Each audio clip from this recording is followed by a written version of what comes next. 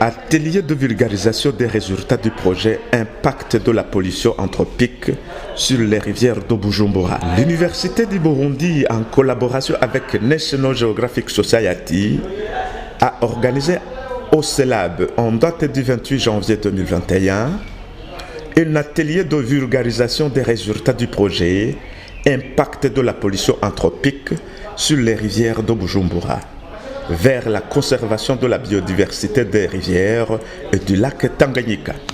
Dans son discours de bienvenue, le doyen de la faculté des sciences de l'Université du Burundi s'est dit heureux en ce jour où la faculté des sciences partage avec les autres les résultats de la recherche. Je suis heureux de prononcer ce message de bienvenue pour cette séance, cet avant-midi où on a à partager les résultats de la recherche, pas seulement dans un vase clos au niveau de la faculté des sciences, mais de façon ouverte avec d'autres partenaires, aussi bien de l'administration du territoire que dans le domaine de l'environnement.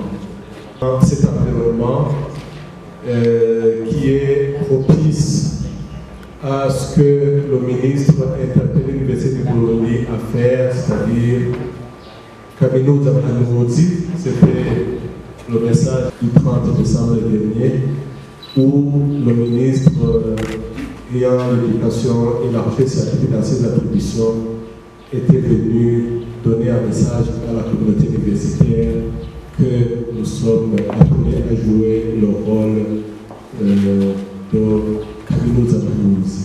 Autrement dit, notre recherche doit être au service de notre pays, c'est-à-dire entrer dans le plan de développement tel que défini par le gouvernement de Burundi,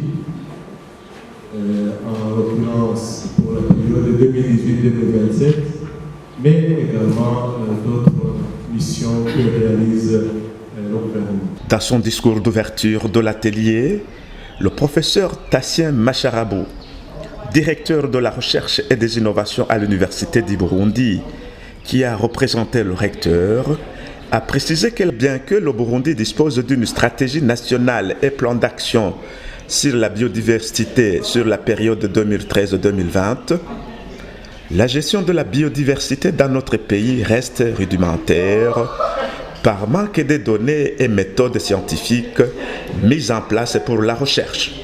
Bien que le Burundi dispose d'une stratégie nationale et plan d'action sur la biodiversité pour la période 2013-2020, nous sommes en 2021, ce document de politique sur la biodiversité stipule que la gestion de la biodiversité dans son pays reste rudimentaire, là je cite ce document, du fait qu'elle n'est pas basée sur des données et méthodes scientifiques mises en place pour la recherche. Il est en effet difficile de dresser un réel portrait de la biodiversité du pays à cause des connaissances limitées sur la taxonomie des différentes composantes spécifiques de la diversité biologique. Pour les études couramment faites sur la biodiversité, des méthodes pertinentes de traitement des données manquent également, de même que les mécanismes de financement pour ne citer que cela. Le directeur de la recherche et des innovations a rappelé que l'objectif principal de cet atelier est de contribuer à la gestion durable des ressources naturelles et de la biodiversité à travers la sensibilisation des différentes parties prenantes sur l'état de la pollution des rivières de Bujumbura et leurs effets sur la faune des macro-invertébrés. L'objectif de l'atelier qui nous réunit aujourd'hui est de contribuer à la gestion durable des ressources naturelles et de la biodiversité à travers la sensibilisation des différentes parties prenantes sur l'état de la pollution des rivières de Bujumbura et leurs effets sur la faune de macro-invertébrés. Le format de cet atelier qui est organisé en séance plénière de présentation des résultats et débats va certainement permettre non seulement le partage d'expériences, mais aussi le renforcement de vos capacités en matière de conservation de la biodiversité des rivières de Bujumbura et du lac Tanganyika. et j'estime qu'à l'issue de l'atelier, les participants seront aptes à contribuer davantage à la mitigation de la pollution d'origine anthropique. Là, je dis la pollution des rivières et du lac. Et je dois vous signaler aussi que cette initiative est en phase avec la volonté politique du gouvernement du Burundi, telle qu'exprimée à travers le plan national de développement. Ça a été signalé par le doyen et pour la période 2018-2027.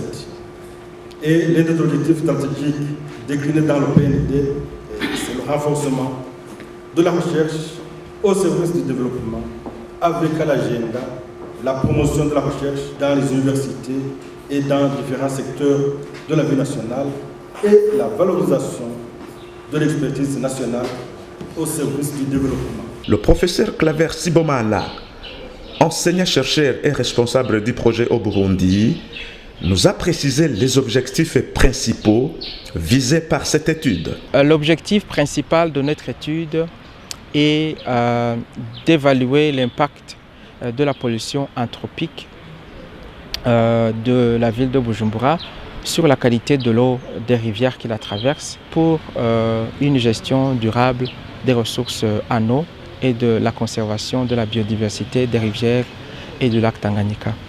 Et spécifiquement, on devrait évaluer les niveaux de pollution des rivières de Bujumbura à l'aide des paramètres physico-chimiques et des paramètres biotiques qui sont des macroinvertébrés.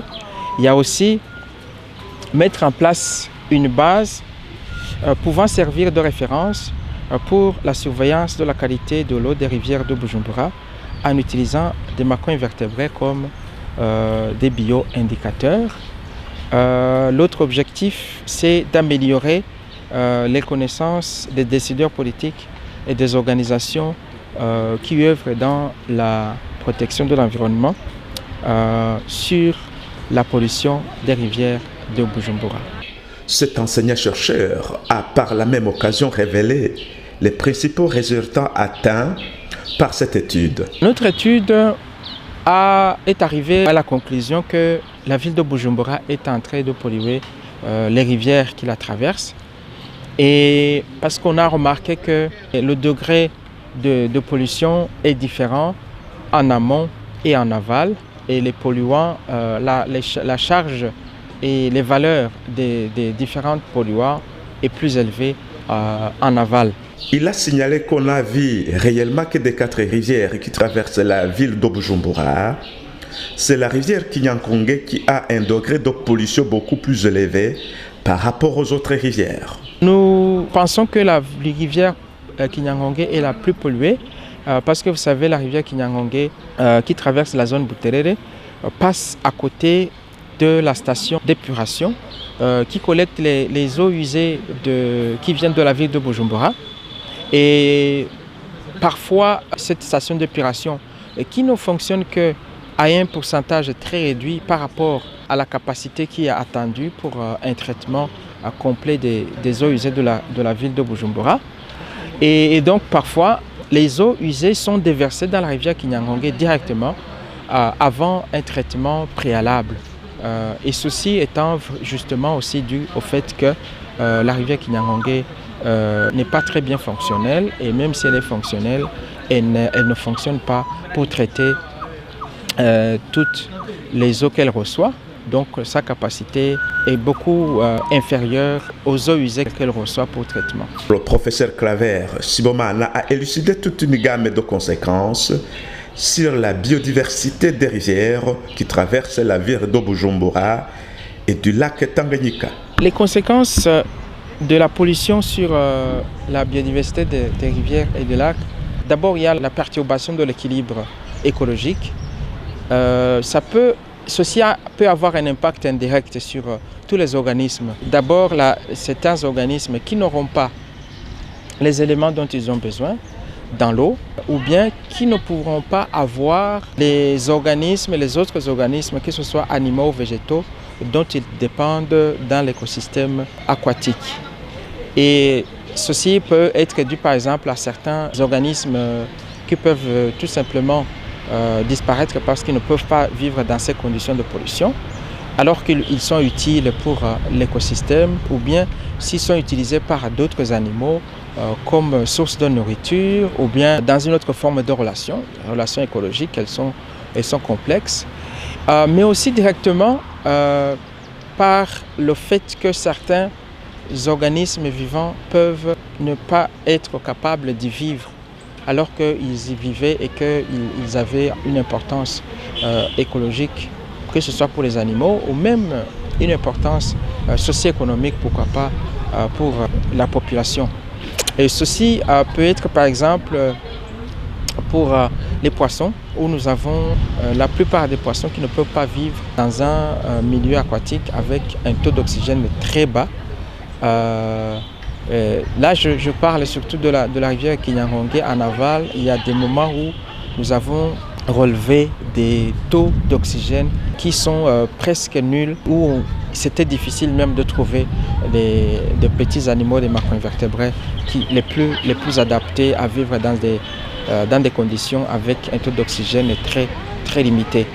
Et alors, vous voyez, avec ça, on ne va pas avoir des poissons, on ne va pas avoir d'autres organismes qui ont besoin d'oxygène et la biodiversité sera très très réduite et cette disparition de la biodiversité peut avoir des conséquences sur la santé de la rivière, la santé du lac, mais aussi des conséquences sur la santé humaine. Des recommandations allant dans le sens de limiter l'impact de la pollution anthropique sur les rivières de Bujumbura ont été formulées.